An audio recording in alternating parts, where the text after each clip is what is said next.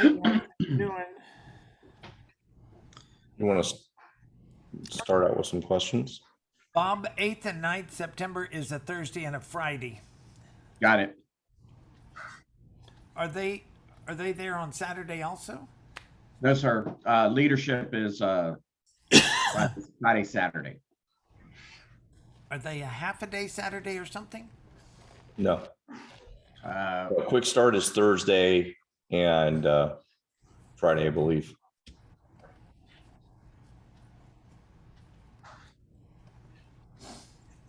Check that. We can check that. Hey, everybody, do we have some questions to start out with? While we want to make sure that everybody's coming to the September event.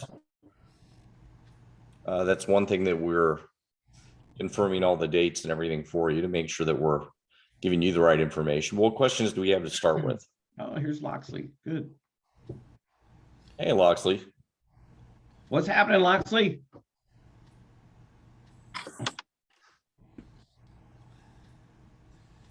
So what questions you guys have to start with as we get into the end of so we're at the end of the month. We want to make sure we have a kick butt July. There shouldn't really be a slowdown in July. It's typically a really good month for everybody if they plan ahead and make sure they're planning around the 4th of July. And Scout Jason said you really you're packing it in, huh? He said you had quite a few registrations, I guess, lined up. You had a little bit of a slow spot, but then you really picked it up, huh? Yeah. Well, currently, you may know we don't use we haven't gotten our contracts in place for a lot of our members. So they are used to a very specific type of, like, when I'm in the summer, I can pause and all that sort of stuff. So that's a new mentality we're trying to set also over the summer and coming into August and September, that, we'll be on contracts. It's going to be different. And then, yeah, we went pretty hard. We did a farmer's market. We've prepped, 3 events. We're doing some movie stuff as well that I talked to you guys about. Thank you so much for the help. That was awesome. We were able to get a ton of free stuff from them and really kind of bolster our school at the same time. And yeah, then we're doing a movie night and a buddy night. So we've been kind of picking it up a little bit, and we were able to schedule like 8 registrations in the last 2 days, which is really good. So yeah, it's been intense this week, which is great. That's fantastic. Scout, you have everybody on a membership agreement now, though, and you don't? Well, what would you categorize a membership agreement? Well, they're on a signed contract for at least 12 months, and that's how you're starting them out. No. So what are they on? Just like month to month and quit whenever they feel like? Yes.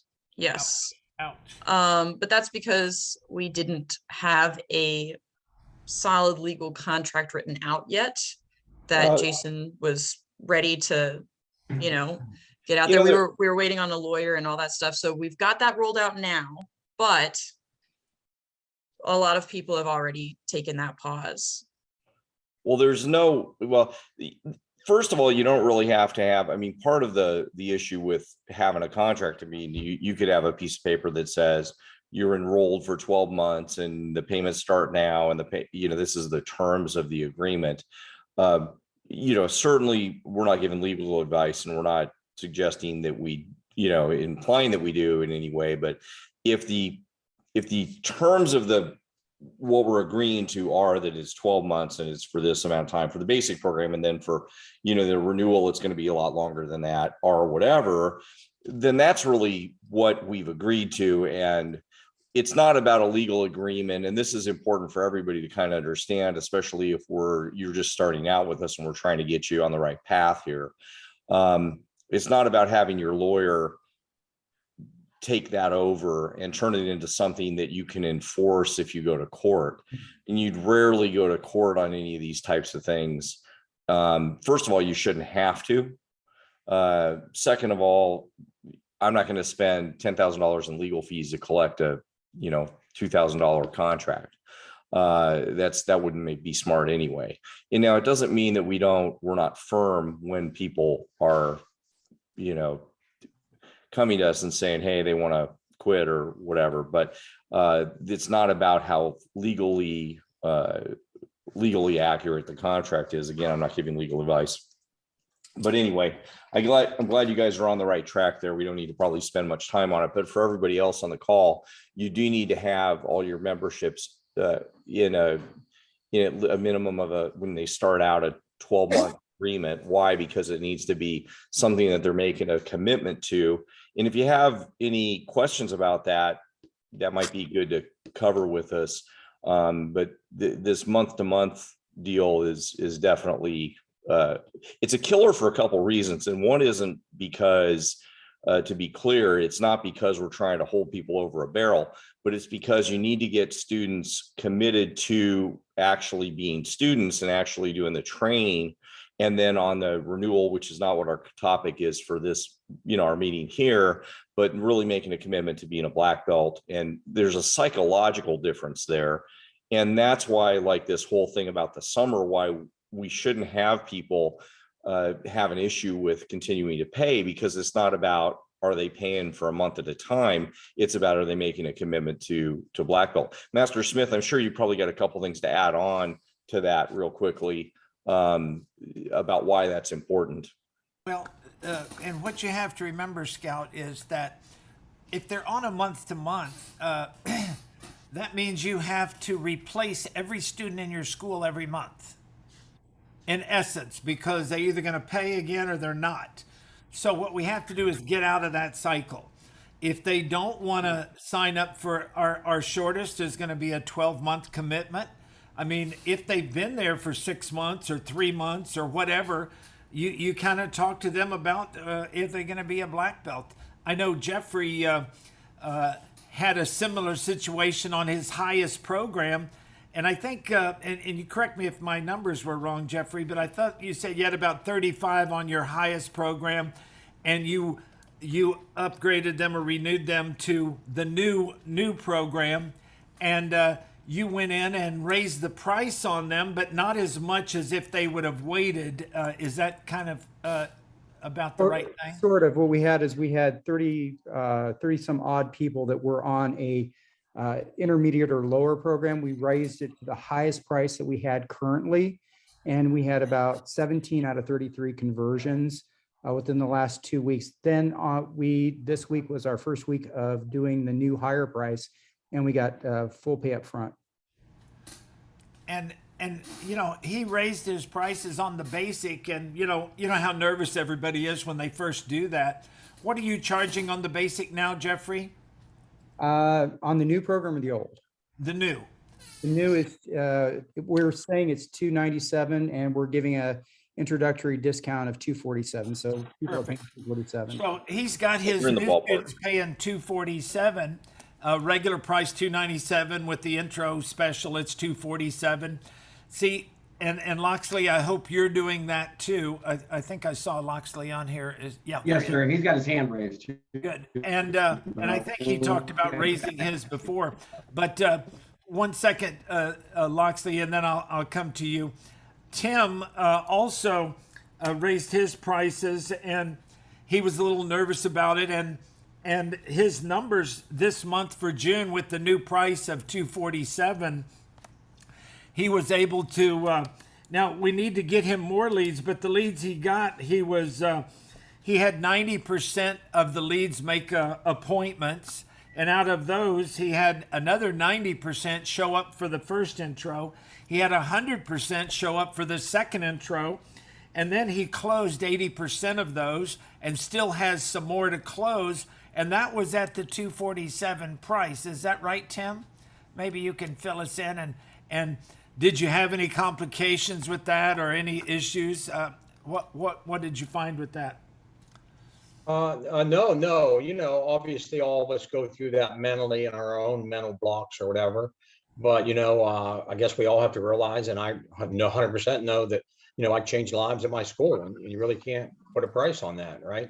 So I just did it, before I joined you guys 2 or 3 months ago, I was at, 175 and 150. And, now I'm presenting that like Jeff taught me to, that 297. But, I kind of said for our summer special, it's 247, and that. And then I was pretty excited to have 100% come back after the first intro. And I followed Jeff's program of after the intro in the office, when we go through the being familiar with the school rules, working on an active self-discipline and memorizing the student creed. One thing I did in my school from what Steve Oliver, and I'm sorry, I got that ADD like probably all of us, is I used to have my uniforms and sticks and gloves like out front in the lobby, which I would have to say, hey, wait a minute, let me go get your uniform for you. And it'd be about not a 2-minute walk, but a big deal. But to rearrange my school, all that's right in my office now, because, what do? We don't sell stuff anyway. We're making peanuts off of selling uniforms and sticks and all that when we do sell one. So all that's right there. So now when I'm doing the enrollment conference, not the enrollment conference, but right after that first intro of, giving them their homework and stuff, I just grab their uniform. For us, a basic uniform is regular karate gi bottoms and a t-shirt. Then I lay that black belt on there and I get a Post-it note out and I say, here, Samuel, here's your name on this. This is waiting for you when I see you Tuesday. Oh, by the way, Mom, if you can get in here like 10 minutes early, as long as he memorizes the student creed, working on self-discipline and familiar with the school rules, we're going to put that uniform on you right then and there. And, I know we all have good months and bad months and lucky months. And I'm not on here at all bragging or anything. Jeff kind of asked me to speak. I got a long way to go, a lot of things to learn, but it's pretty exciting when you have 100% come back for that, for that second class. And That's then like setting the hook or whatever. close 80% of them too. That's Yeah. always good. And still a few more that you can snag up. Yeah, I got one tonight, and then hopefully another one next week. So yeah, just thank you guys, thank you everybody. All the Steve Oliver's group here, and I can see the light at the end of the tunnel, and I can see that I'm headed in the right direction, and obviously it builds my confidence too moving forward. Well, that's really great, Tim. I mean, I think everybody needs to hear that. And there's two pieces of that though. And it's all on a regular contract, right? It's 12 months. And Yes, sir. Yes, sir. We've always had that. And not, you can quit whenever you feel like, if you just decide not to, right? Correct. Yeah. And Master Moody, if I could speak up too. Yeah. And like you're saying about legalities with the other lady on there, it's a commitment that person is making to you. Heck with the legal, whether it's legal or not legal, it's me and you talking as adults saying, yeah, we're committing to 12 months. I mean, you could literally scratch it out on a notepad and have them sign it if you wanted to. So don't let that hold you back waiting for an attorney or anything. Well, yeah, and I feel anyway, Yeah, and I don't want to say that it's not, you have your attorney review your agreements and you should have that. But I mean, the thing is, look, guys, it's not about a commitment to you in the way that it's hey, you're committed to me and, we got to turn the lights on and have those kind of stupid speeches. It's none of that stuff. It's about that. This is to get you started. It's about a third of the way to black belt, or it's about a fourth of the way to black belt, or whatever it is in your system. It's about them getting started and getting on the path to the things that they want. So it's about them making a commitment to get the goals that they wanted to. So the terminology is important there, and you're not selling karate. You're not saying it. So it's not like a trade-off. Well, we're gonna not work with you unless you make a big commitment and sign your life away. There's no terminology like that.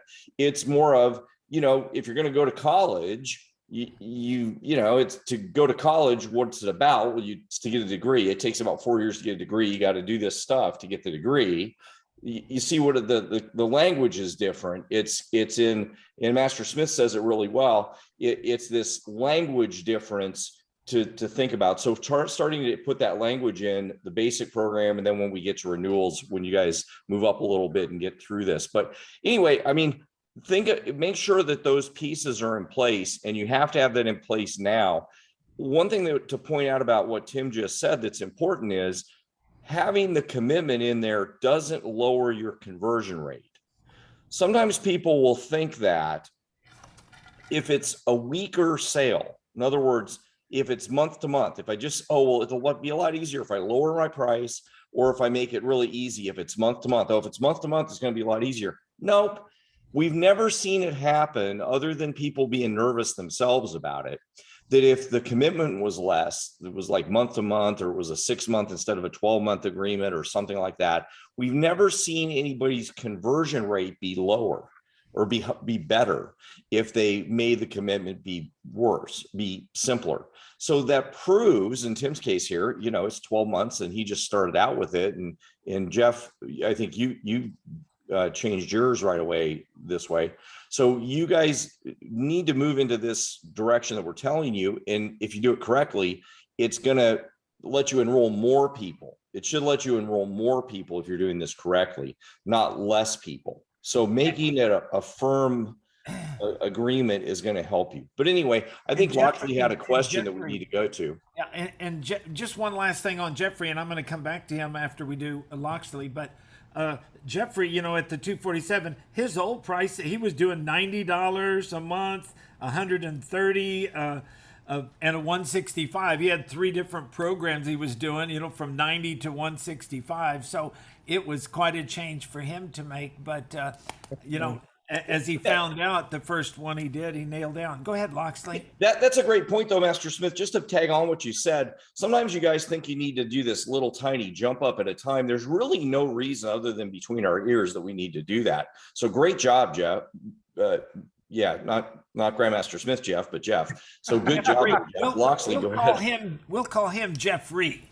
We'll call him Jeffrey. We'll have to have assigned names for people. Either way. Go ahead, Loxley. And by the way, Loxley, putting your hand up like that thing with using the Zoom thing, we'll probably never see it if you do it that way. Just start talking. You got to get good at interrupting us. But I like it. I like it. It helps me because I look around. Master Moody might not look around. Yeah, I don't look around. I don't have a good attention. Go ahead, Loxley.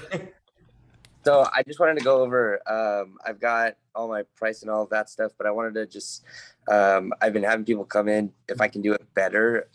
I don't. So usually when people come in for their first class, they come to a regular class. It's different for the adults and the kids, but the kids, they just jump into the class. They have a blast. After the class, I walk up to the parent with the kids, say, did you have fun today? They always say yes, because we end with dodgeball.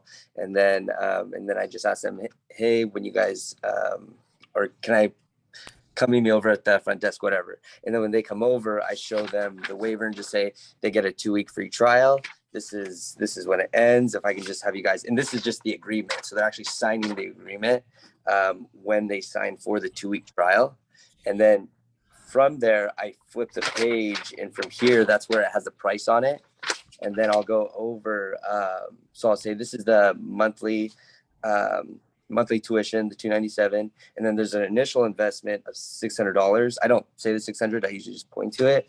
But and then I say, if you do the 2 weeks, the 600 is due at the end of the 2 weeks, and then the tuition starts the following month. However, if you sign up today, it's the initial investment is half the price, and that covers everything for you throughout the program. Well, I don't want to rain on your parade there, but that was about as backwards from what we want you to do as you could get. That's why. And it's a little bit clunky. What it tells me, Loxley, is you haven't been looking at your Quick Start program, because this Quick Start program outlines it completely. Mm-hmm. And you got to go back to week 1 and go to week 2 and 3. And guys, if you don't go back, and I'm telling you, even if you've been with us for 3 months or 6 months or a year, you should go back to that frequently and review it, because you're going to see it differently the more advanced you come in our program. You're going to see things you didn't see when you first started. Because, Loxley, what you have to start off with is when you have that first conversation to get them in there where you threw them in the class and they had a blast, whatever, you should have already made an appointment for that first intro. That was the first intro of the 2-week special. You follow me? So when we talk to them, when we're finding out, and you are obviously are not following our info call script that we talked about in detail last week. So you might want to review last week's meeting, because I think you weren't there. And it talks about how that info call goes. And if you go it according to script, then you're going to set that appointment for them right on that first time. And they know that that's the first class. And we recommend, now, guys, you can do your own thing sometimes, but what we recommend is that first class not be in the regular class, that the first class is a semi-private class. It could be one person, it could be two or three, because that first class, and the reason we don't do them privately is because if you're doing our program and marketing correctly, how many of those first intros would you have? I mean, if you have 50 first intros, you're going to be doing nothing but teaching intros. So the idea is as you market more, but when you don't have many coming in, they might be private. But I always, even if it's private, I say it's going to be a semi-private because we have 2 or 3 in each class, and these are all beginners that are here for the first time. And it gives you a chance to find out about the benefits of our program and see the school and meet the instructors. And in that first class, everybody is coming for the first time, so it's an orientation class too. And we're going to show you a few of the basics that you'll need. We'll teach you a couple punches and kicks and some blocks, and that'll give you enough when you come back for your second class that you'll be in with the regular group class, so you can then see how the real classes work. And the stuff we taught you in that first orientation class is enough for you to be able to keep up with that first class. And then when we reschedule them, just like Tim or Jeffrey were saying, is when they come back, they have a chance to earn their white belt. And now we have them do the student creed or pledge. And if they're too young, we'll have them just do the first line of it, right? And then we want them to know the rules. And they don't have to recite the rules. We just want to make sure that they're saying yes, sir, and no, sir, and they're not wearing their shoes on the floor, and they're bowing when they enter the mat and things like that. And then the third thing is that self-discipline. And we explain the benefits of the self-discipline. You see, so I don't want to try to teach you a whole first intro today because it's all on that quick start program of how you should be teaching that first intro and what's important. You know, I went over it with Jeffrey today, but in that first intro, you got to sell the parents and you got to sell the student. You got to make sure the kid likes it and wants to be part of it. But you also got to sell the parents. And what's going to sell the parents is when you talk about the 4 laws of concentration. What's going to sell the parents is when you talk about the 7 words of respect. What's going to sell the parents is when you talk about self-discipline and about him doing that self-discipline when he comes back for the next class. Because if he comes in with that self-discipline sheet, we close automatically. If they have that sheet in their hand, we close 80%. And the reason for that is because we've proved to the parent that we can get their kids to do what they were not able to do, and that's do things around the house without you even asking them. Most parents say, I would just be happy if they did it when I ask them, much less them doing it without me even asking, you see. But that's why part of that process, teaching them discipline, we tell the parents, before a child can accept someone else's discipline, they first have to discipline themselves. So that's why we teach self-discipline. And that's how they get to be a black belt in here. To be a black belt, black belts have to have self-discipline. It's one of the most important things on their journey to black belt. But what we find is that when a child is doing self-discipline, when a parent asks them to do something, they're more likely to run and do it right away without making a fuss, because you first have to discipline yourself before you can accept someone else's discipline. So these are the little things that we have to say. I was talking with Jeffrey about how he did his intro. I tell you, it didn't matter what he taught in that first intro. He had such good rapport with the parent, and the way he was engaging the parent and the things that he was saying to them, that he had such a good rapport that he was doing what we tell you you have to do, and that is you have to sell from the floor, not in the office. You don't sell the program in the office. You first have to get them to buy into the program, up here, and mentally and emotionally, and they see the benefits of your program, and that's how you get them into the program. So do review that, and that'll clarify some real important steps with you, Loxley, that will help you. Go ahead, Master. Yeah, I was going to add just a couple of things philosophically. I agree with everything Grandmaster Smith is saying. And for everybody, the way I think about it is like a triangle that you can't violate. It's you and the student and the parent. And where people mess up is they think that the class and the intro is about the student, or they think it's about the parent. They think that they're talking to the parent at one point, or they're talking to the student at one point. But when we teach an intro, it's teaching the intro preferably, as Grandmaster Oliver talks about, to preferably to the parent and the student at the same time. But if the parent isn't willing to participate in the class, then it would be if the parent's sitting there, I'm still interacting with the parent the whole time. So it's a triangle with the parent and the student at the same time. I'm never just teaching the student. So the format that Grandmaster Smith's talking about forces you in a way to talk to the parent. If you just throw the kid into class in the first lesson, well, it's really easy. The kid's taking class with everybody else, and the instructor may or may not talk to the parent, or maybe you're out on the side talking to the parent while the class is going on, but it's not really this interaction with the parent and the kid at the same time. It's got to be an interaction. Think about it like a triangle where you're interacting with both of them at the same time and educating both and connecting both of them emotionally. I'm not trying to be metaphysical here or anything, but you really need to connect everybody emotionally that they're all on the same page. And then the sale is really easy. Then everything's really easy from there. But don't try to violate this system where you just toss them into class and then everything else, you think that that's the system. What Master Smith just talked about is exactly right. But that's one of the components that makes it work, is because you're talking to everybody at the same time, the kids and the parent. And as Grandmaster Oliver talks about, ideally you have the parent participate in the class with them, and then you enroll the parent as well, and then everything works even better. Yeah. So that's something that I want to try Loxy, go ahead. sell them on at the intro, or introduce the price, or just wait till their first class that they come into. You So mean drop the price? Yeah, that's Back- called a price drop at the first intro. Uh-huh. Yeah, a lot of people, if you're really strong, you do that. Okay.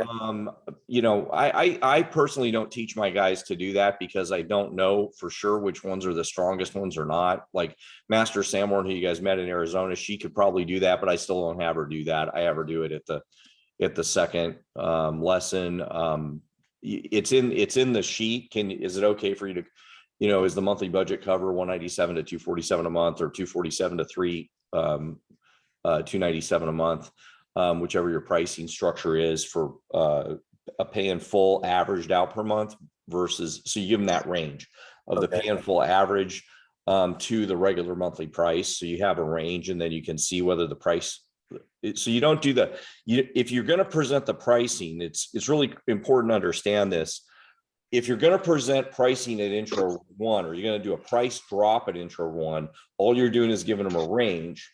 If you're going to show them the actual pricing sheet, or show them the pricing, like it's this much and this much, and show them the, how much they save and all that kind of stuff. Whenever you get to that point, that's when you're closing. So the only time you'd show the pricing at intro, which I don't have my guys do, I just have them wait to the next time. And if the question comes up, then we give them the range. It's just the range. And the reason we like to do it on the second most of the time, right, 90% of the time, is because our first intros are not private. We have 2 or 3 people in there. Well, right. If I bring up price with one of them, then maybe the others aren't ready to buy, and they hear the price, and all of a sudden they ain't coming back. This is why Jeffrey and Tim both have been real good with their numbers.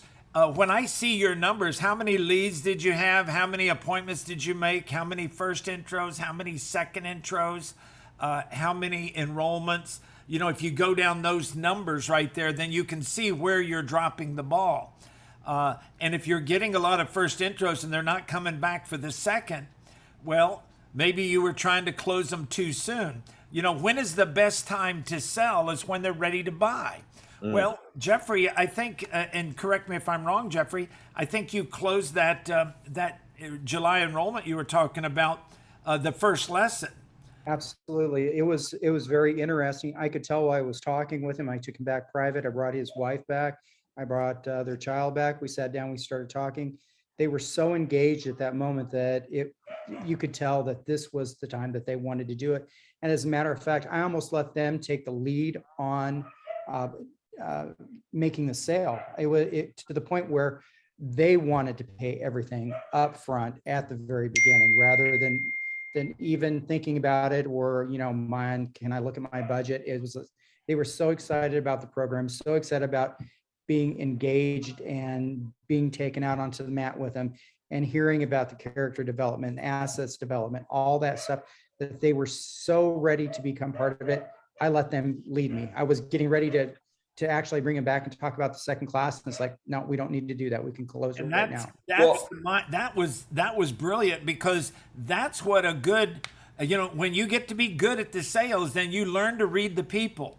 Now, had that been a group class and Jeffrey was reading that on one person, because I've done that before, what I'll say after I reschedule everybody, I say, Mr. Jones, you got a minute? I just wanted to go over something with Tommy for a few minutes. Come on in. And then I let the others go because they're not ready to buy yet, right? And then I'm going to let them get another class, but then I'll bring them in and do exactly what Jeffrey did. So don't think that they all have to be private lessons to be able to do what he just did. Now, his was a private, but he got that father so engaged. He had him out there doing it with the kid. And so, you know, the mom, and Master Smith, not to interrupt, but the key point too was the mom was there too. So both parents were there as well. So that's another key buying point, is you have both parents there on the first lesson. Then a lot of times we won't wait. Then they both decision makers are there. But if they're not sold on it, if you don't have those buying signals, and that takes, you know, sometimes you got to mess up before you figure out what those, well, I thought that was a buying signal. I guess I misjudged that. And then you put that in your memory bank and don't screw that up again. But So should I, you know, because I have classes Monday through Thursday, 4:30 to 9. And should I just have like Friday nights and Saturday nights, or like just a set day and just have everyone come to those? Because I have about like usually around like 3 to 5 people coming per week to those random classes. Yeah, let me ask you this. How many active students do you have? Right now we have 87. You see, with that small of a group, you should have in your schedule allotted an hour blank in there that you can take care of, 45 minutes where you can take care of first intros. Gotcha. And you should have a little blank in there of 30 minutes where you can do enrollments after your basic class. Because Okay. I don't need to have 5 classes a day when I only have 87 people. Gotcha. Now, I'm going to have a class available every day for everybody, but I'm going to have, you know, this time or this time, and I might combine 2 levels, because if I only have 5 or 6 people in a class, well, I could take a level 1 and a level 2 and put them together and still only have 12 or 15 people and teach 2 groups at the same time. You know, that's not a hard thing to do. So you being and I'm sure there's a lot of schools, and unfortunately for you, but fortunately for Jeffrey, he's got his wife and daughter there to you know, help him, you know, get his back. And he also has that instructor certification program that we tell you guys to all get, that he has helpers that are even helping him with some live events that he has coming up and stuff like that. So we need to teach you, Loxley, also how to develop that leadership instructor certification program. So you have all these extra bodies that are helping out in the class, so you're not there all by yourself, kind of thing. And that makes your life so much easier. And Jeffrey, I mean, you know, how beneficial is having those extra hands in the class, and how do the parents react when they see all that extra help? Oh, it's amazing. And what they see is that their kids are getting a lot more individualized attention. And it has a couple different components. One, you're building the self-esteem of the people who are helping, especially if they're teens or adults, they've been there for a while. And maybe, you know, this is all they've had, and now they're getting a chance to give back, and they're being seen as a leader. So it's great for them. It's great for the kids because they're making an instant connection with somebody who's just a little bit older than them. So it gives them a vision of what they can be. And then the parents see it as, oh my gosh, you know, I come to class here, and, you know, there might be 4 people in a little group that has one person. There might be 25 people in a class, but there's somebody with, you know, generally on a 1 to 4, there's somebody working with someone. So it's amazing. It really is. And the difference in parent perception is phenomenal. And you know what, the good thing about this, Loxley, and I know you're new, is you see that there's so many phases of this business that we have covered for you from A to Z. We don't expect you to get them all right now. You know, start with price point 1, marketing 2, intro enrollment 3. And those are the first 3 things that you got to kind of focus on. And then we'll get into the, you know, the upgrades, renewals, the instructor certification and things like that, and how to utilize your students. But, you know, you got to start somewhere. And the good thing is, just like Jeffrey is finding out, and just like Tim is finding out, and Delfino and our other guys, you know, Middleburg and all these schools, you know, they were floundering around for years, or not doing the numbers they wanted. You know, Paul Helson, you know, the numbers he is, you know, he's, you know, I don't even look at him as $1 million school anymore. I look at him as $100,000 school is his next level he's going to be at. But these guys, Delfino, already at 75,000, and you know, and we look back with Delfino. What was it, 18 months ago, or was it 2 years ago, Delfino, when you were going, I don't know if I can do this. You know, this ain't working. I'm not getting any enrollments, and I think your gross was around 13 then, and now you're up to 75 and growing. That was a couple of years ago. Also during the pandemic, where I kind of freaked out. But once I got everything in my head together, I started implementing the stuff that we're taught. I saw a big difference. And you know, we're getting 72 this month, so this will be my 3rd month this year that we go above 70. Awesome. Good job. That's awesome. Good job. Congratulations. And Loxley, just real quick too, if you go into Quick Start member site, Master Oliver did cover how to build a perception of value in your intro process on June 9th. So that might be a good video to go back and watch as well. Okay. Yeah. And guys, don't forget, you know, we have the Probably Quick Start everybody should program, watch. but Yeah. we also have all of the meetings that we have, and we try to give a title to the meeting on what it covered mostly. So look at the heading on some of those and see if there's something in there that you need. Also, don't forget to utilize our Facebook page, because you can go into our Facebook group, and in the search function, just type in something that you need help with or clarification on, and a whole bunch of different discussions will come up about that. And usually when we do that, we'll even post a link to a video or a link to some written material. So that Facebook page, guys, is invaluable for you. You know, our meetings are critical. If you don't make a meeting, you should always review the meeting. What some people make the mistake of is they'll tune in on the meeting, and maybe what we're talking about in the beginning isn't what they wanted help on, but they didn't know that later in the meeting we covered that, right? And so they said, oh, well, I don't need that. I think I'll go do something else, right?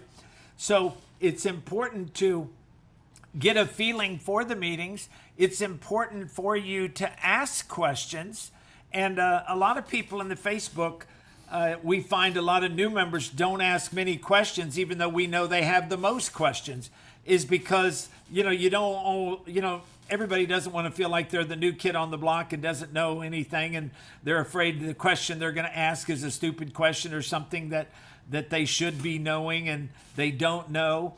But what we know with most of our new members is the things that they have been doing haven't been working. And I think Jeffrey said it best when we were talking today. What did you say, Jeffrey? Your definition of your stupidity?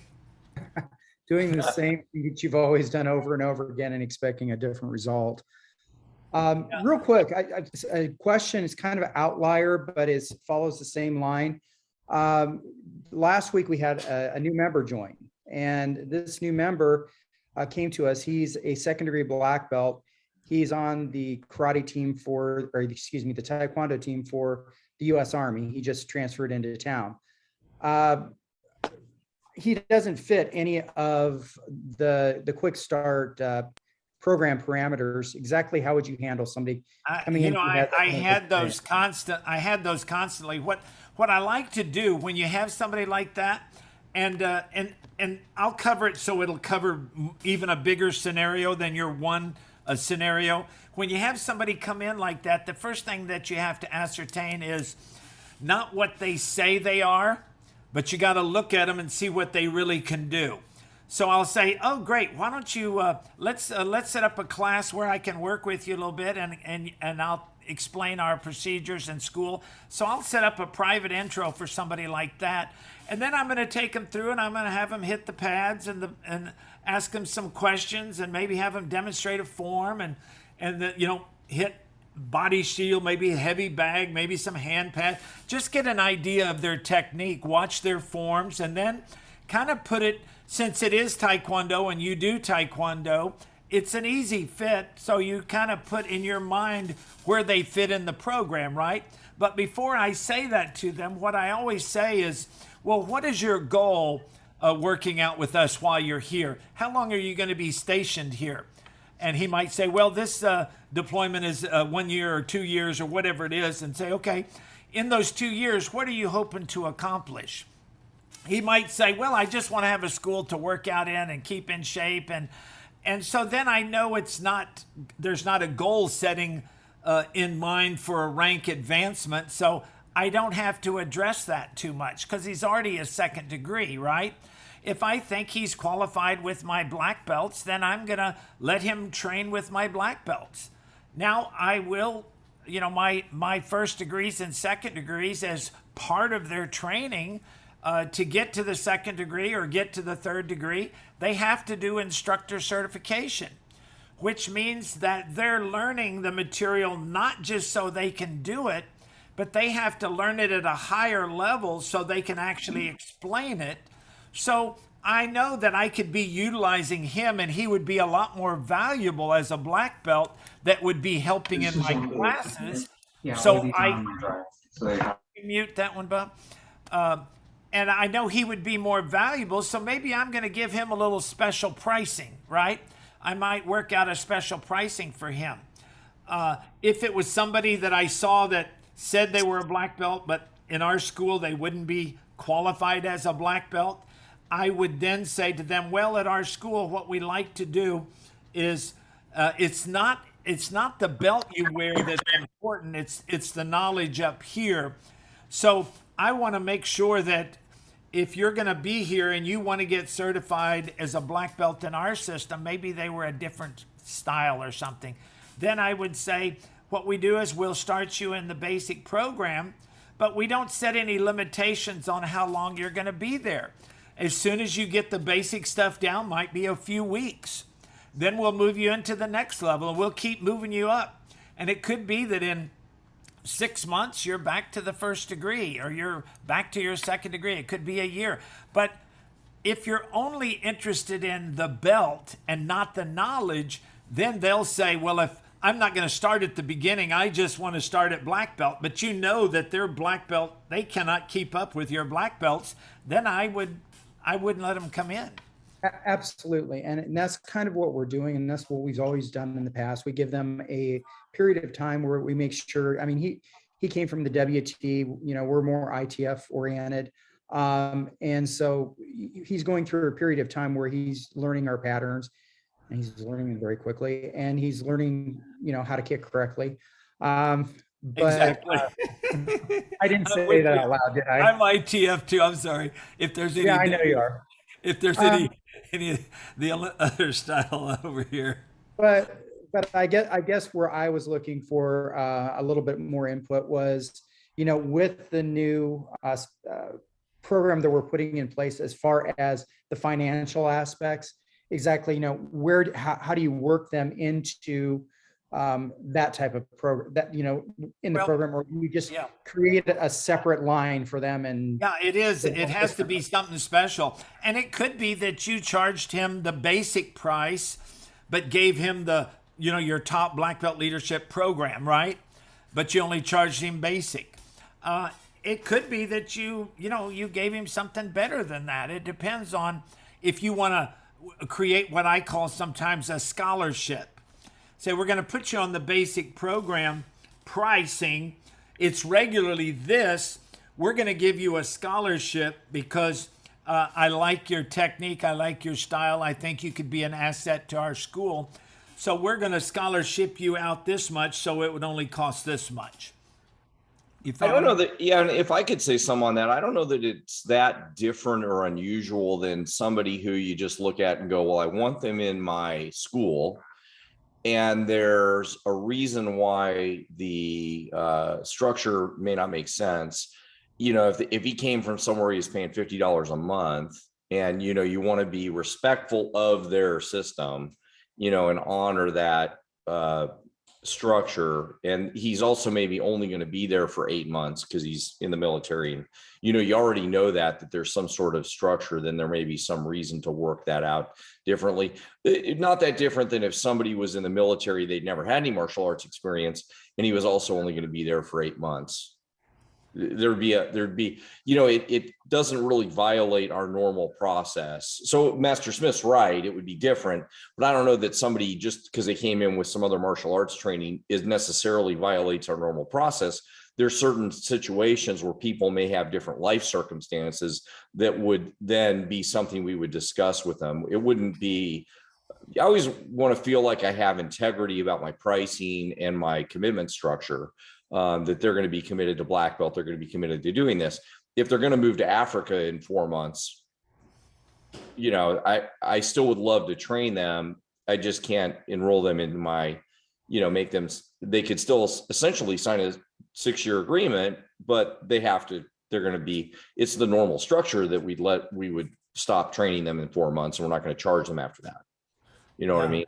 So that's not violating our normal structure. It's still our normal structure. It's just that their life circumstances don't fit. They fit it in that way. Yeah, that's why it's important to talk to them and get their feedback. What's their goal? What are they? Yeah. Well, he's hoping to retire out of here, so we want him, and he is very, very good. I mean, we've had him in our black belt and advanced class, and he's taking opportunities every day to train.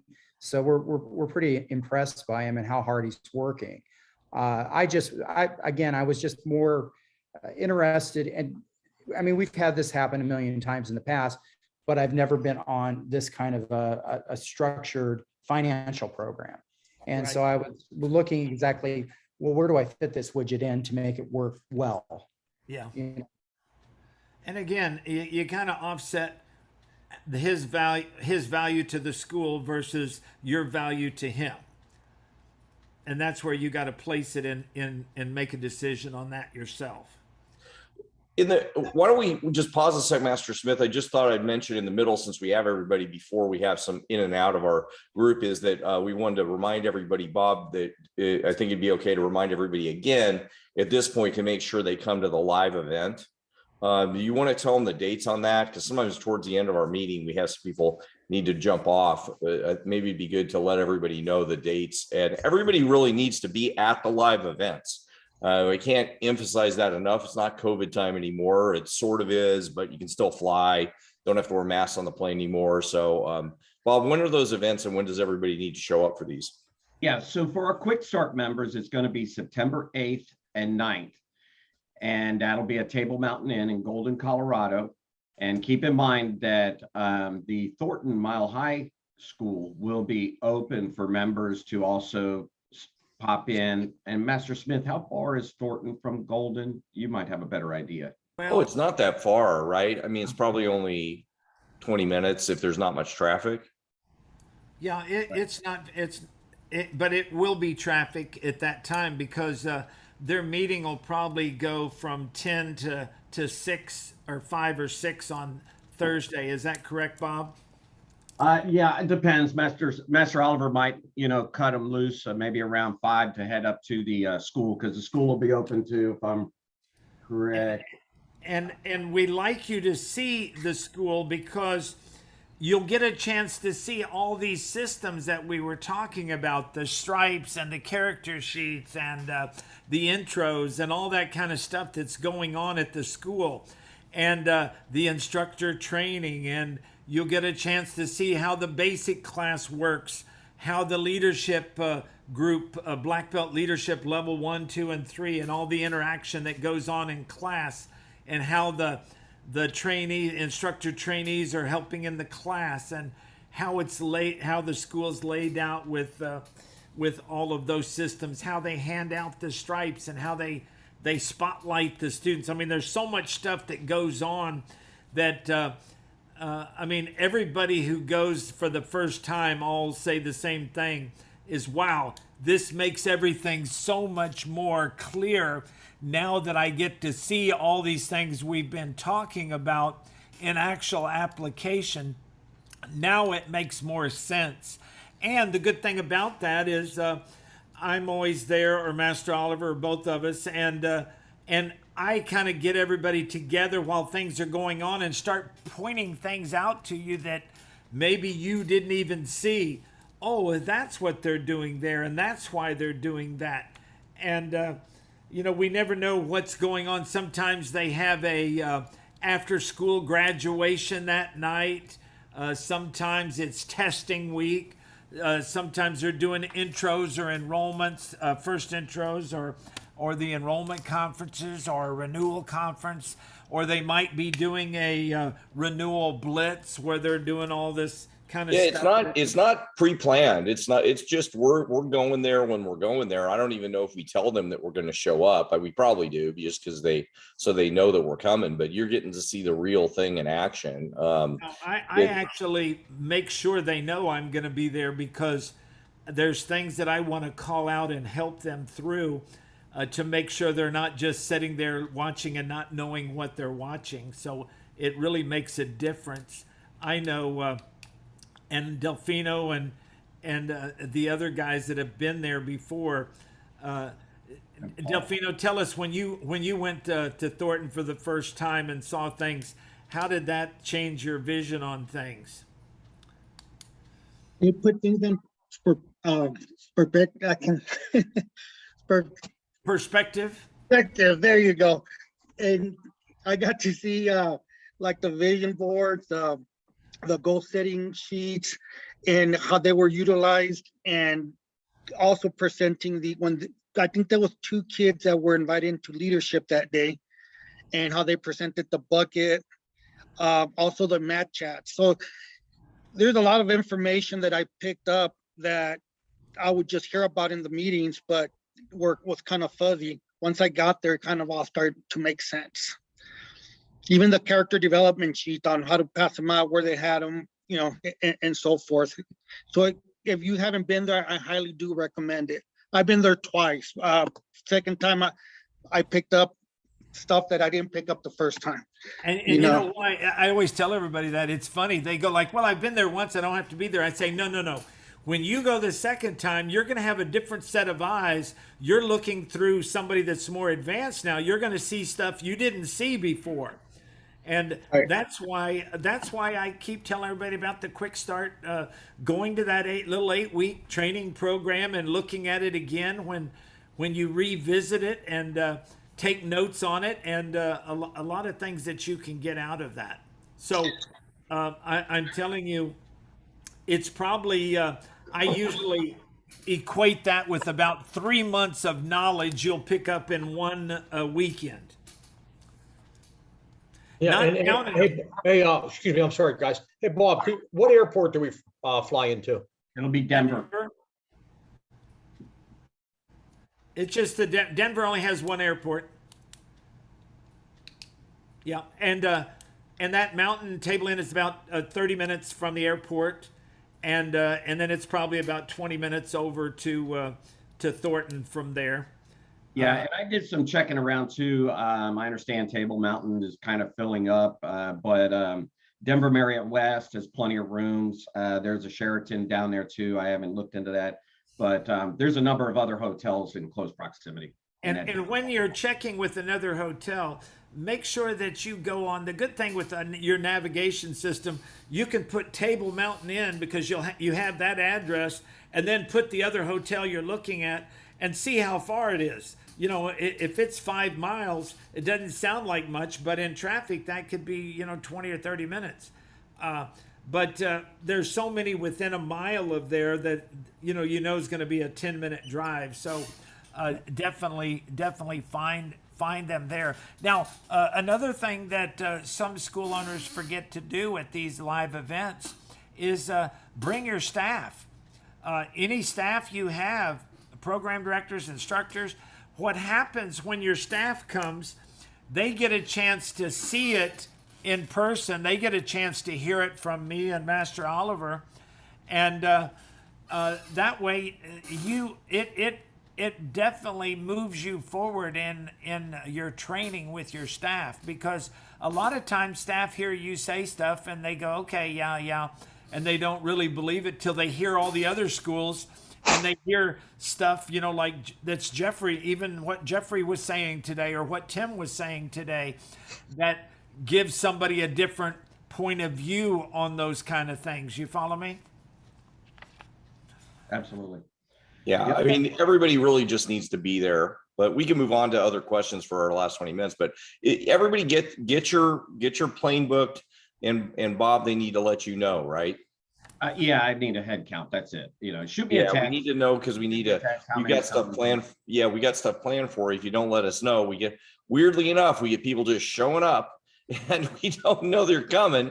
And then, we bring in staff, let him know, it's me plus, and it doesn't matter if it's your wife and daughter or whoever, if they work for you and they want to come.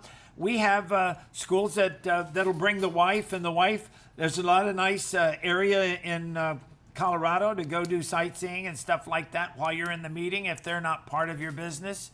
And then after the event, the quick start is Thursday and Friday. So you have Saturday and Sunday, you could go do some sightseeing stuff. That Denver area is so beautiful and so much to see. So do take advantage of it. Jeffrey, I wanted you to chip in here for a minute, because I was talking with Jeff before the meeting today, and I will tell you the things he has lined up and the things he's already done. I think he's probably our newest member, and he's got more stuff done in this short time that he's been with us than some of our members that have been with us 6 months. So tell us a little bit about all these changes that you initiated so quickly. And I know your wife and daughter were a big part of that, so we're not going to leave them out. No, we can't do that because I do have to sleep here, right? So actually, we've gotten a lot of things done. So the 9th and the 10th for the opening of Thor, we have a table booked at one of the local theaters. The following weekend at that same theater, we will be there for the opening of Paws of Fury. We have a Stranger Danger class on the same day as the opening of Thor, so we'll be doing that as well. We've got some stuff booked out into August already for Miller Days, which is an area of Omaha that has a fair going on. This is good stuff for everybody to write down and copy. We've done a whole bunch of things. There are some things we've never done before, but once we got on the site and started looking, we just put up a new webpage for birthday parties and getting that on there. We've redesigned our website to have most of the language that is that seems to coincide with this program. It's been really fast. We've redesigned our processing system to capture all the data that we need so that we have real numbers in real time. We have implemented a change where we're taking all of our current members up until tomorrow. They can make changes within their program to move up to the highest level. I actually talked to somebody who's not going to have a kid available to be in classes for 2 years to sign up for a family plan under this under the old program, so that he didn't have to pay for the new program. We took our lowest rated current program, and we moved out of 33 people, we've moved 17 up, and we've got a couple more tonight that we'll move up into the highest of the current program. We've already signed up somebody on the new program and got paid in full on him. He starts next week. So we've been busy, really busy. And on top of that, you didn't have all the stuff to do a movie theater promotion, so you got your wheel, you got your table stuff. Yes, I'm like keeping my fingers crossed. We've spent an awful lot of money trying to get everything set up so that we were ready to go and get there. Fortunately, I mean, very lucky. I've got a relationship built with the cinema. We've done openings for them for shows and stuff, so they were more than willing to work with us. So it's been a great experience, but a very busy experience, very nerve-wracking experience. Both my wife and I have been looking at each other going, oh my God, what did we get ourselves into? But it's been kind of fun. But and as I told you earlier, I said that one paid in full took care of a lot of those expenses too. That was a sweet thing. Quite a bit of them, yeah. Took care of a bit of them. Yeah, but and the other thing that I reminded him to do is whoever is working that booth, make sure that you do some role playing and training. And I tell you, even at the school, Jeffrey, I didn't say it earlier, but we actually set our table up and our booth up exactly like it's going to look at the theater, and role play right then, and have some, either some of my instructor trainees, be parents or students, and then our guys approach them, and we have the clipboards, and we have them fill it out, and they spin it, and we write the prizes and book their appointment and practice all the verbiage we're going to say. And we make sure that some of them are a little more difficult. They say, well, I don't know if I'll let you know. I have to check my schedule, and come up with the typical problems that you'll have. Or I don't want to fill out that paper. And then what do you say when you say when they say those kind of things? So that's the kind of role playing that you'll get a lot more bang for your buck the first time you go, because there's a lot of schools who don't do that, and they use that first one as their training tool, and then all those potential leads, they go down the tube because we didn't handle it correctly. So it's always important to do that, but make sure when you get a couple people that know how to run the booth good, then you can always have a couple helpers with them, and you can then have them train from those, So I always took and trained the first two, and then those two could train more. And then we keep doing it like that. So we have now maybe 12 people that could run a booth. So we don't need to utilize the same 2 or 4 people every time. That way we can get more of them done and more activities going on, so we don't feel like we're overusing somebody, even though our paid staff that are there, if I have enough staff that can cover the school at the same time, then we make a decision on who's best to be at what position. I can attest to that from this last weekend, sir. The training saved our butt. We had a big booth at a fest, same weekend as our association's world championships that most of my best people were going to. And then a handful of us got COVID. So yeah, we were down to C level, but we did what you guys said, and we did several we set the booth up in the back, and we had several trainings where we brought all the teens, everybody all practiced with each other. Some of the parents that will never be on staff, but like to volunteer, they were doing it. Well, it was all those people that wound up filling in. We still got 50 appointments over the weekend at the scrape the bottom of the barrel C team that had never even actually done one before, most of them. That's So good. all that That's training did save our rear having, at first it's like, why are we training all these people on it? Well, stuff can happen. And it did. Exactly. And I think what you find with that is it's pretty easy, some of these processes. And the nice thing about this particular process, if you do it correctly, is it applies to so many things. It applies to if you had something was going on in your shopping center, you can use the same process and you can have a spin wheel in your shopping center. Or if you had a birthday party, it's almost the same process for appointment setting. You could, if you needed to grab a parent, hey, would you set appointments on the front end of the birthday party? So if you do this correctly, then, and you get 90% appointment rate, that's the key point, is what rate of appointments you get compared to leads.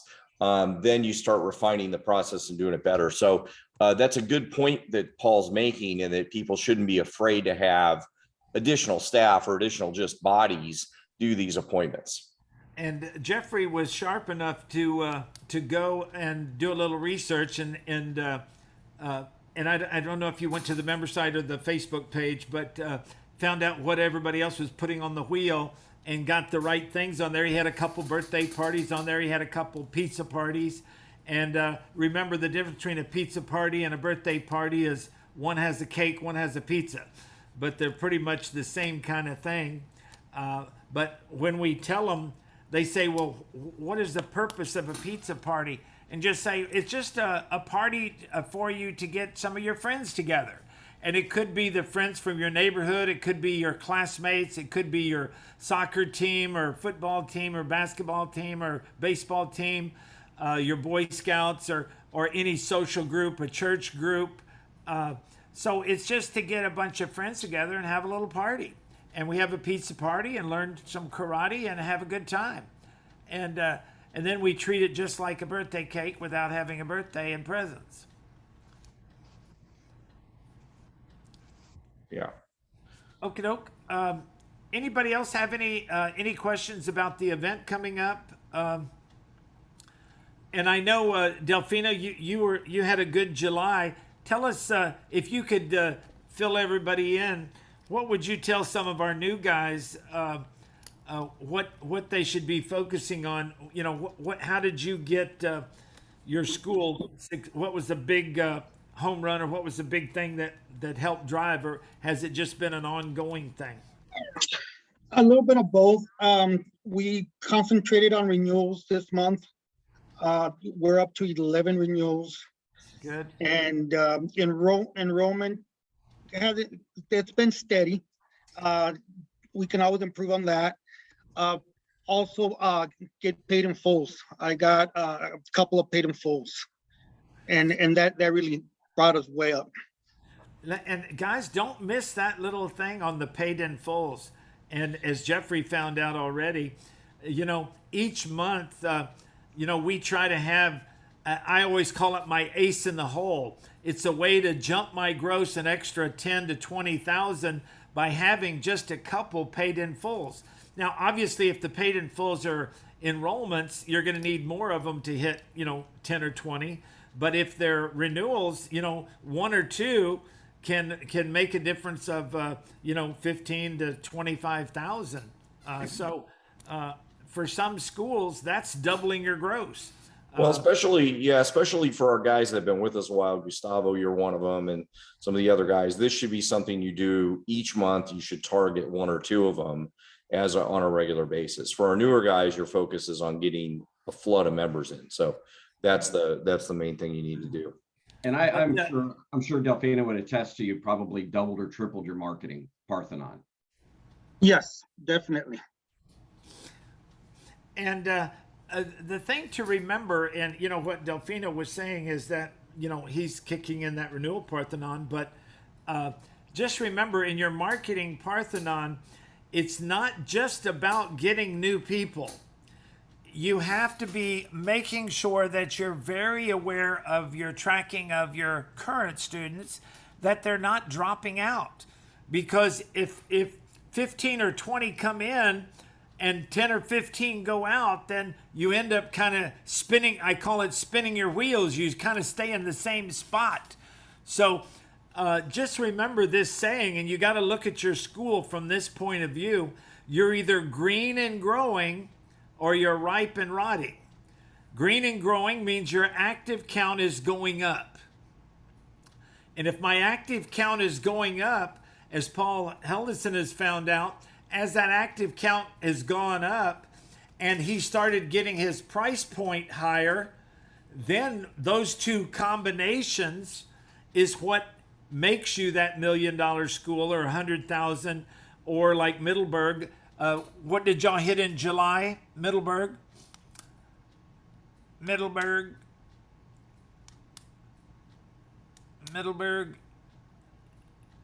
They got, I know they're muted there. It may not be. They're talking to somebody else. Yeah, they might have to do down, Mr. Smith. Mr. Middleburg. Okay, they must Yeah, have us muted. Okay.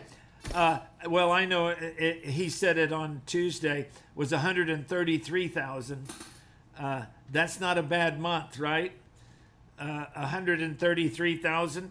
And when they first started, I'm sure that wasn't even a number that was on their radar. You know, I still remember when I was down there at their school, and they were in the 60, 70 range, and I was telling Jan and Rachel that before the end of the year, and this was midsummer, I said before the end of the year, you're going to be $1 million school. And, you know, that $1 million school number is 84,000. And then they hit the 84 by September. And then by the end of the year, they even hit 100. So, you know, keep that in mind, that what makes that happen faster is the active count is growing, and then make sure you know how to calculate your student value. And remember, your student value goes up. Paul Helson's, you know, your student value was down low and your active count was up high, and then slowly that active count has still been growing, but what's made the biggest difference is that student value started going higher because of your price point and things like that. Tell everybody the difference between that student value price going up, how much difference that made on your impact on your gross. The gross went up. There you go. Yeah, No, but I mean, they the charged piece- more and we made more, and we also got better students. Well, and I think your retention has improved a lot, right, Paul? That you've kept people longer, or you're still working on that? No, our retention has always been fairly flat. We Okay. run about 3.5% Okay. or so. So we were at that before. It's just, you know, we had a lot of people not paying a lot and not being as dedicated. We charge so little, people wouldn't even quit. They just pop in every now and then. Okay. But now I'd say attendance is up a bunch as well. And the seriousness of the students are up tremendously.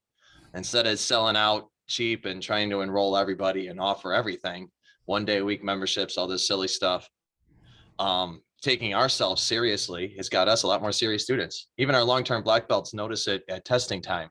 They've asked us, you know, up to a certain rank and below, they're like, what are you guys doing differently with these new students? Like, well, we take it more seriously and now they take it more seriously.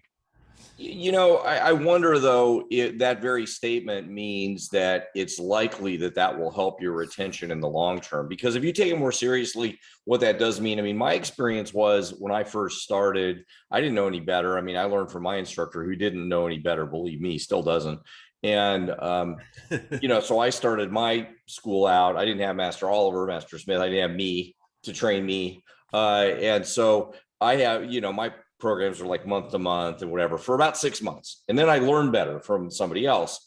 And I switched everybody over to being on a membership, and I didn't do it the right way. Like we teach you guys. I just went into everybody, said, okay, this is the new way, you know, sign here. And I didn't lose anybody. I thought I was going to lose somebody.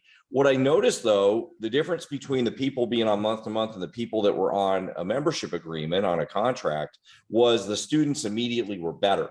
And it was partly because they were committed, but partly because my conversation with them was better.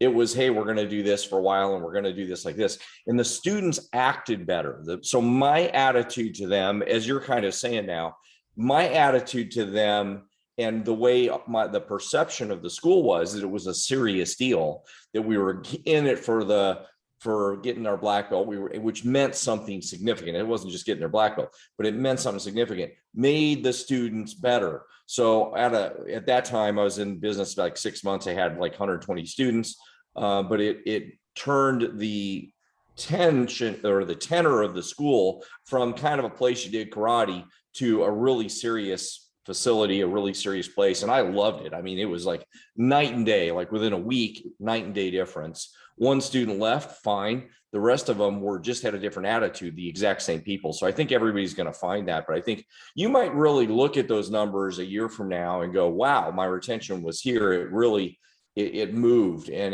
because that's a big difference in how people look at your school. Mm-hmm. Yes, sir. Yeah. But what other things we got about 13 minutes here. What other things before we wrap up? And next week, remember, we won't have any meetings. It's not a break for you guys. It's a break because typically we don't have people attend really well in those 4th of July weeks. We try to be here for you, but then we don't have good attendance. We want you guys to still be marketing, still be selling, still be doing the things you need to do to make sure July is a kick butt month, and it should be. What other things do we need to do to wrap up for the rest of the week here, or for the rest of our time here for the next 13 minutes that you guys need? I tell you one thing before you pop your question in, everybody think about your question real quick. 4th of July, yeah, that's time. There's a lot of activities going on. If you're not out there doing some spin wheel somewhere, there's not a better live, and this weekend is a lot of 4th of July activities go on Saturday and Sunday, because 4th of July being in the middle of the week is not always the best day for everybody, but 4th is a big holiday. Look for things between now and the 4th or the 5th that you could go stick a booth up and get some leads, something coming in. Don't think, okay, I'm going to take a week off because it's the 4th of July and I'm going to go celebrate. We've got to capitalize on the times that are most valuable for us and make a little bit of a sacrifice for that. And but when we go to a live event like that, we get to share in the activity too. It's all going on. We're part of it, and we have a good time too. So it's not like we're all working, so to speak. Do scour your area and find out what's going on. Anything else we need to cover? Don't forget, September 8th and 9th, guys. Hey guys. Well, a couple things. You need to have some marketing happening and planned in for July in the first week. It's not too late to get 4th of July events. So we're talking about those events, not because it's, July tomorrow, but you can still get into 4th of July events if you haven't done that yet. It's very easy. And a lot of organizers would love for you to be part of their events.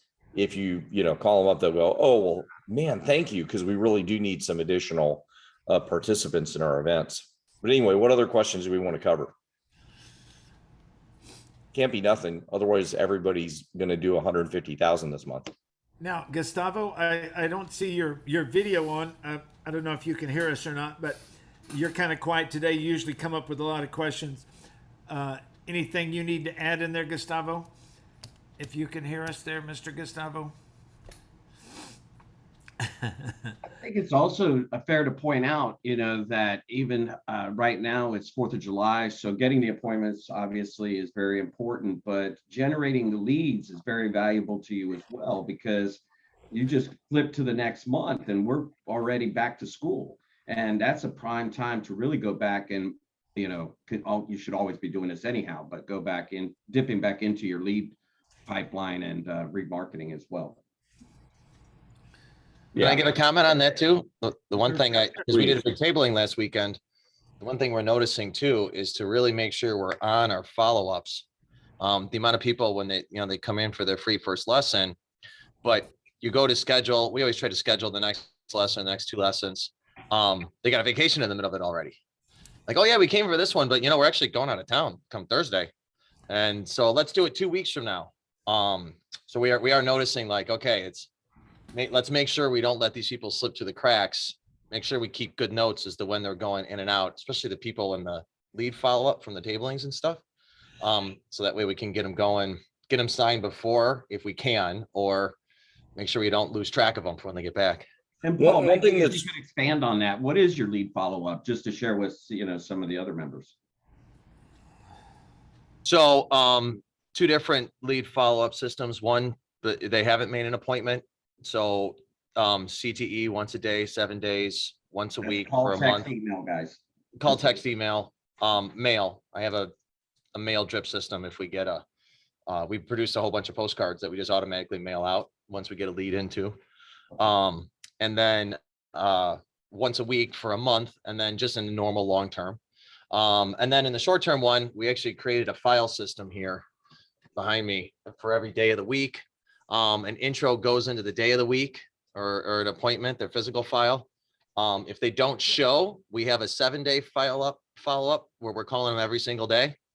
And then we have a 30-day one where it's, once a week, and then eventually they get dismissed out of there into the long-term, the long-term drip system that everybody uses. But being here in the summer, we've been talking about, we're really extending that because you get a lot of leads not answering because they're actually out of town for 2 weeks and they just don't bother. So we're making sure we're doubling down a little bit on the follow-up, and, just because they didn't respond for 2 weeks doesn't mean they're actually gone. They're probably just out of town. Paul, No, that's an important point. Everybody should hear that. Yeah. Go ahead, Bob. I was just asking Paul, are you also using Schedule Once? We use our software, just our management software for the studio. We're on Rainmaker, which has a scheduling and has all the auto email and the auto texts. Yeah, And that's then it's on a important to calendar have. that we use to make the phone calls off of. And then even with all that though, that physical for people, once they've come in and taken an intro, that's when the physical files come in there. We found having that physical piece of paper, like as that reminder, hey, where did this person go? Why didn't they show back up for their lesson? Was really helped tighten up our lead follow-up system with existing intros that were in here. There you go. I think that's really important. Also, so when is the mail going out? So when we get a physical lead in, I have we actually copied it off of you. We have a Great Kids one. It's going to be another one of my wife's books. So we created Great Kids postcard follow-up that I created as a mailing, and I have 8 of them. And when we get a lead, we just stamp out and set it all up once a week for 8 weeks, Okay. to get one of those things just sent out to them. Okay. Yeah. Okay, you're welcome on that. Thanks. So, well, that's one piece. What I'd also tell everybody to do is, if you are stuck, we always want the leads to be in our school within 24 to 48 hours. Master Oliver says it really well. The half-life of a lead, so the show rate is going to be 50% less every 24 or every 48 hours. So if the show rate was going to be 80%, 48 hours later, it'd be 40%, 48 hours later, it'd be 20%. That being said, sometimes you're stuck with what Paul just said, which is they come in for their first lesson, their next lesson's 2 weeks later because they're on vacation or some number like that. Or I was just having a conversation with my staff this morning in our 7 a.m. meeting, and we were talking about some people, because we do our progress check right before the summer, or testing before the summer. Everybody has a progress check. In fact, every testing, they fill out their form on when they're going to go on vacation. We've got quite a few people that go for June or leave for July. And of course, they keep paying, by the way. There's no freeze or hold or pause. That doesn't exist in our school. But we know when they're coming back. So they're in Schedule Once for the class, the very class that they're coming back on. That gets scheduled. But they also get mail during that time, our regular miss you cards. The only difference is when we write them, we'll say, hey, hope you're having a good time on your vacation. Now you might be saying, well, if you're thinking through this, they don't get them because they're somewhere else, not at their house. But when they arrive at their house, they've got a pile of cards that say, "We miss you." And if we're really being smart, we could send them to where they are on vacation, but we don't. That's like too much work. So the same thing applies to somebody who's gone 2 weeks and they're coming back for their second lesson. Just because they're a lead doesn't mean we wouldn't treat them the same way. If if they're gone within 2 weeks, they should be getting 2 to 3 pieces of mail in the mail. Now, Paul, you're using those 8-piece mailings. I would tighten that up maybe, and maybe they get a piece of mail every 3-4 days if they're a lead. There's nothing wrong with getting mail every 2, 3, 4 days. In fact, in a direct mail process, if you've got a hot lead, what you want to do is get them mail within a 2-week period. You might mail them 3, 4, 5 times. The idea behind, a lot of times you'll get direct mail people coming to you or people selling you magazines, and they'll give you bad advice. Like they'll say on your ad in a magazine, maybe the magazine comes out every month, and they'll say, well, when you put your ad out, you want to have an expiration date of 30 days because the magazine's every month, right? So it makes sense that you'd want the expiration date of your offer to be 30 days because it's a month-long magazine and the next ad comes in a month. Makes sense, right? That's wrong. What you really want the generally expiration dates work. Now this is from testing, from direct mail testing. Expiration dates work if they're like 10 days or less. If you think about how mailing works, they're going to get this magazine. How many people keep the magazine sitting on their desk for 30 days? There might be some, but most people see the magazine and then, they look at it and they throw it out. When they see your ad, you want that expiration date to be somewhere around 10 days. The longer the expiration date, the less of a response mechanism it is to get somebody to respond quickly. That's why, like on the Rev Marketing websites, there's certain spaces they put in that have like little countdown timers. Not in all of the spots, but in certain critical spots, there's like little countdown timers in certain designs. And it's because in certain testing situations, that helps increase response rate. Same for direct mail, same for other things. But in this case, I would tighten that up because a lead, they should be getting them all the time. Now, what they're going to have in this vacation case is they get home and there's like 3 or 4 pieces of mail. You'd want them to get that rather than 1. And then the good job cards. We're looking forward to seeing you when you're back from vacation, stuff like that. So just something to think about as you guys have these delays, which we're talking about it because of the summer, but it can happen in the fall. It could happen anytime. So just make it part of your normal system, and then the summer doesn't seem weird. Yes, sir. Yeah, December, spring break. Yeah, there's a handful of times like that you meet a handful of people and then they take off. Yeah. Yeah, or we have some people from India that we've an Indian, not a huge Indian population compared to like New York or some other niches in the country. But sometimes people, the only time they can go maybe is they go through the whole month of September. So it might be a weird month that you end up with a certain group might be gone for 2 months, just in a weird plan. So if your normal system is, if they're gone for this much time, this is what we do. We send them a bunch of stuff and make sure they have an appointment for when we'll see what your track record is. That was loud. We're preemptively knowing their vacation time so that we can, as part of our normal system. So just make it part of your normal system. Then summer isn't a freak out time. Summer isn't a weird time. And then if something happens during the rest of the year, it's just a normal time to see how that can make your sanity be better. Because remember, what we want is our schools to be, remember the rules, high net, simple, and low brain damage. High net, simple, and low brain damage, right? That's your goal. Is that a good goal for everybody? We were talking about that in Arizona. You said it like every day around here. Yeah. High net income, simple, low brain damage. Because sometimes it feels like brain damage when you don't do it that way. All right, everybody. We're running out of time. Show up at this meeting in September, no matter what. Call Bob, Show let him up. know how many are coming. Or he'll kill you. I mean, he's going to call you. Yeah. Answer the phone when he calls you, by the way.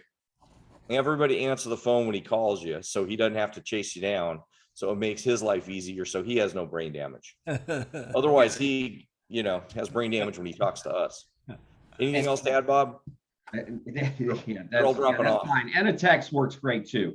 But keep in mind, all of our new members too, that all of these live events are included in your membership. So I've had a few new members ask how much is that cost, but just to reiterate, just remember, you and your staff and family are all welcome. Just show up. That's why we put these on for you. Yeah, that's right. Okay, guys, we'll see you later. Bob, you want to hang on for a sec? Yes, sir. Not a problem. All right, guys.